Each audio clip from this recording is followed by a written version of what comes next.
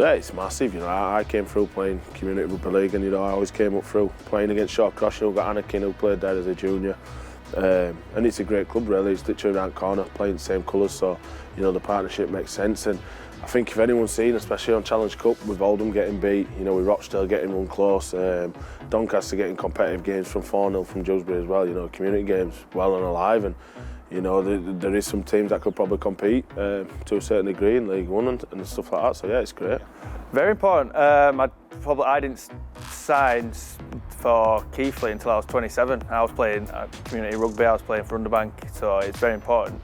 Everyone just keeps playing, and like I say, Shawcross, we had a training session with them on last Tuesday, and it's just good. You know, it gets them involved, shows them Dewsbury, and then we get to see some players from them. Yeah, very good. Yeah, I really enjoyed it. Got a lot of good memories there. We played a few finals at Warrington Stadium.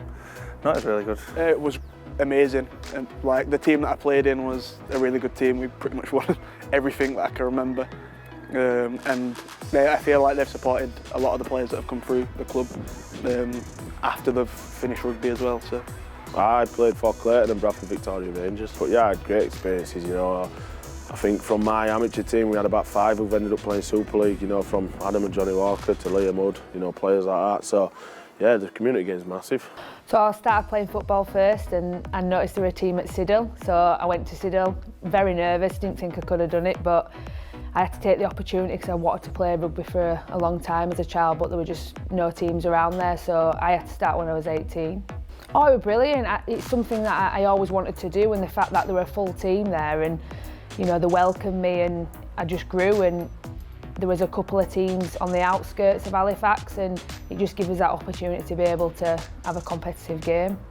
No, she's made that choice herself. She's a cheerleader, but obviously seeing me at rugby and the way the game's going, she just wanted to get on board with that, and you know, she's really proud, and she looks up to a lot of the girls, and you know, especially because I've got a good bond with Paige, and she's looking up to Paige. She kind of sees herself like Paige, and I love that, and it means a lot. And you know, as long as we're encouraging, I just think it's helping the younger girls see that they can play rugby league. So she's at Illingworth Girls at the moment. She's in under 11s.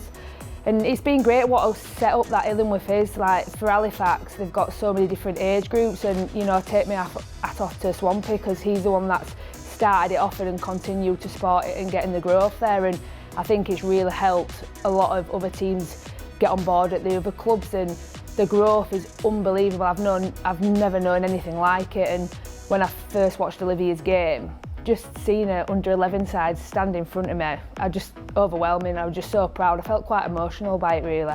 It's hugely important, and you can see now by, you know, us being on telly and the game growing, like these younger girls looking up to us as role models, and we have to keep pushing that, because we have every right to, you know, keep competing and do everything we are, but ensuring that the younger ones can reach their goals as well. Yeah, I think if I can see personally how money going into a club can, you know, transcend it from being, you know, a couple of hundred members to 400 or 500 members because of the facilities being made better. And every sport I've played, and I take my son to, I always expect to pay a fee. I don't expect things for free. It would be great if it could be for free, but then I think things wouldn't improve as they should. You know, I know there's a lot of costs in rugby league that need covering. You know, referees, travel, fixtures, fulfilling, and all that. So yeah, I'm right behind it, and if it makes the sport better, then as a parent, I'm happy to pay a small part for my son to be in a sport that's growing. It's all really important, no question, and the build-up of the sport depends on it. We need that stream of players, you know, whether you play professional, whether you carry on playing amateur for your club, that steady stream of players coming through is so important. And I started here as a kid. Some of my best years was at St Pat's. The people who I met, the characters, everything I learned was at St Pat's and Wigan schools, and I just see it playing an important role in all of our lives. You know, St Pat's is a massive part for Wigan, and there's many other amateur clubs doing a great job in the Wigan area as well.